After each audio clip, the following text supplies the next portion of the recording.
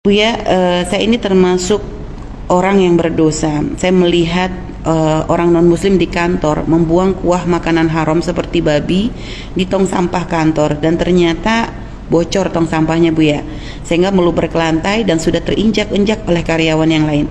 Saya konfirmasi, Buya, di kantor ini staf muslim ada 20 orang dan non-muslim ada 7 orang.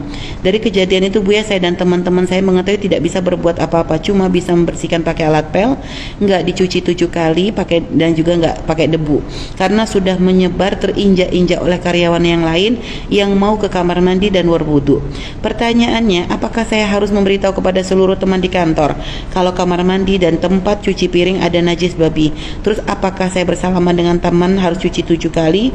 Dan apakah di setiap ada bebasahan di kantor, contoh di dapur dan kamar mandi, saya harus mensucikan sepatu dan celana saya 7 kali karena najis sudah menyebar dan terinjak di sana sini?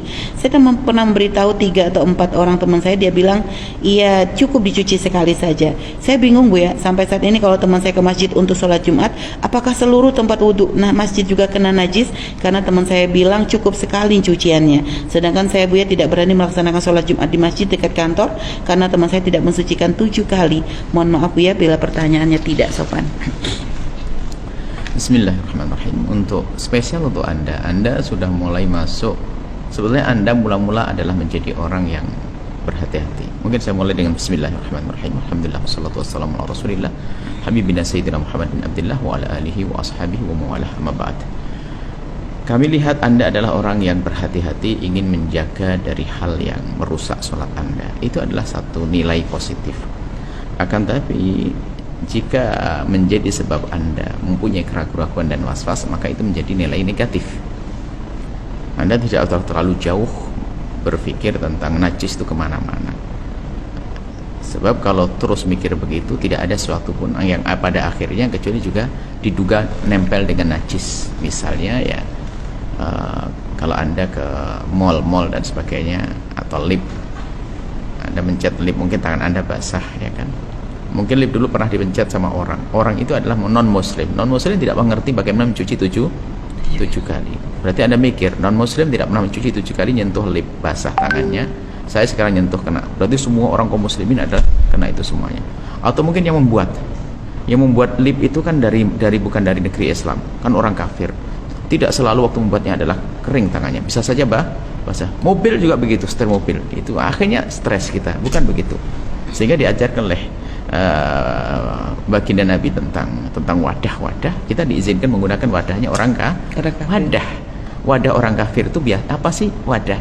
Wadah itu makan itu apakah makanan selalu kering? Malah justru makanan umumnya adalah basah, ada kuah, ada daging, ada ini. Tapi kenyataannya di dalam agama kita, wadah orang kafir boleh kita pakai dan tidak udah direntet, wah wadah ini bersentuhan dengan sesuatu yang najis dan sebagainya. Cukup kita pakai wadah orang kafir, nggak ada masalah, kecuali kita tahu bahwa piringnya baru dipakai untuk babi atau anjing, baru kita diberikan kita. Selagi kita tidak melihat secara langsung, maka tidak usah kita jauh ke sana. Begitu juga tentang ada bebasahan najis, bahkan mungkin bukan sekedar